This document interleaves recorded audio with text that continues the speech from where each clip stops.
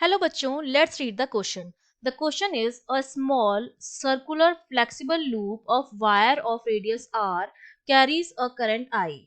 It is placed in a uniform magnetic field B.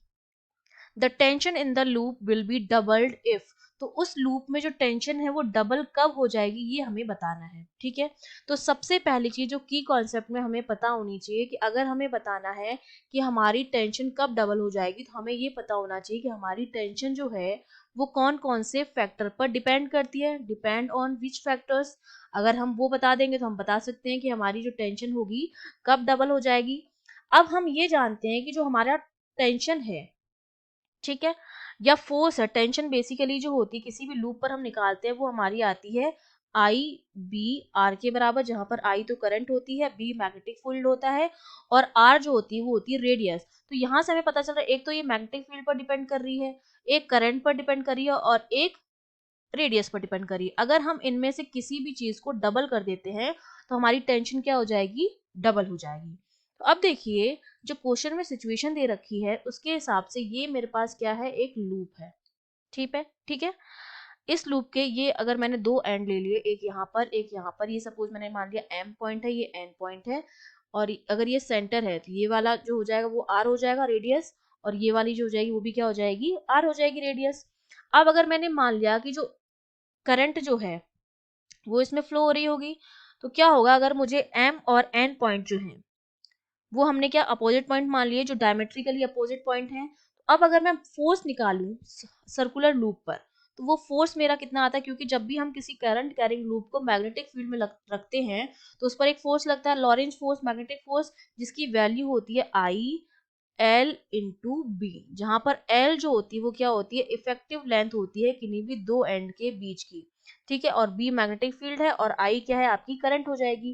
Basically L हमारी क्या हो गई, शॉर्टेस्ट डिस्टेंस हो गई ए और बी के पॉइंट के बीच की, है ना। तो अब ये देखिए अगर इस हाफ लूप पर मैं फोर्स निकाल रही हूँ तो इफेक्टिव लेंथ जो हो जाएगी एम और एन के बीच की वो कितनी हो जाएगी, 2r हो जाएगी। तो अगर यहाँ से एल मेरा हो जाएगा 2r, तो जो मेरा फोर्स आएगा एफ वो मेरे पास कितना आएगा, आई इंटू 2r इंटू बी, और बी हमने मान लिया कि वो इनटू द प्लेन है। ठीक है, बी जो है मेरा वो इनटू द प्लेन है, तो इस पॉइंट पर भी हमारी टेंशन लगेगी और इस पॉइंट पर भी हमारी टेंशन लगेगी। एक टी हमारा यहाँ होगा और एक टी हमारा कहाँ होगा, यहाँ होगा। तो ये मेरे पास फोर्स जो है वो कितना आ गया, 2I BR के बराबर आ गया। तो मतलब मेरा जो फोर्स आ गया है वो किसके बराबर आ गया है। अब यहाँ से अगर मैं देखूं तो जो मेरा फोर्स है वो ट्वाइस ऑफ, क्योंकि ये जो फोर्स लगेगा वो इस डायरेक्शन में लगेगा हमारा फोर्स। अगर मैंने मान लिया कि जो बी मेरा है वो इनटू द प्लेन है, ठीक है, तो और ये करंट जो हो रही है वो फ्लो हो रही है इस डायरेक्शन में। तो अगर हम फ्लेमिंग के लेफ्ट हैंड रूल को यूज करेंगे तो हमारा जो फोर्स आएगा वो अपर डायरेक्शन में आता है हमारा फोर्स।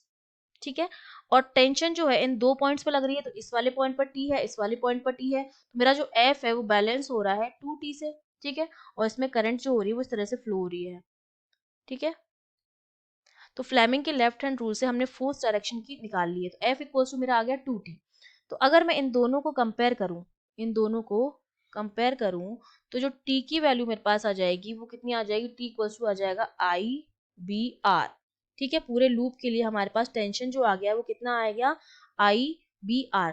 तो अब मुझे पता है अगर मुझे टेंशन को डबल करना है तो मैं आई बी और आर में से किसी को भी अगर डबल करती हूँ तो मेरे पास टेंशन हो जाएगी डबल। अब मेरे पास जो बी है वो तो हमें दे रखा है यूनिफॉर्म।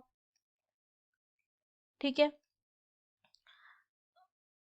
तो बी और करंट आई जो है वो तो क्या रहेगी, कांस्टेंट रहेगी।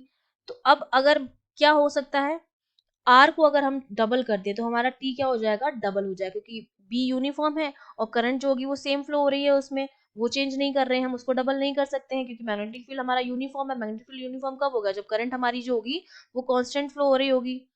तो टी जो अब हमारा केवल आर पर डिपेंड कर रहा है, तो अगर मुझे टी को 2t करना है तो मुझे आर को क्या करना पड़ेगा, 2r करना पड़ेगा। तो हमारा आंसर क्या हो जाएगा, if R is double, third option हमारा करेक्ट हो जाएगा। I hope you understood well, all the best.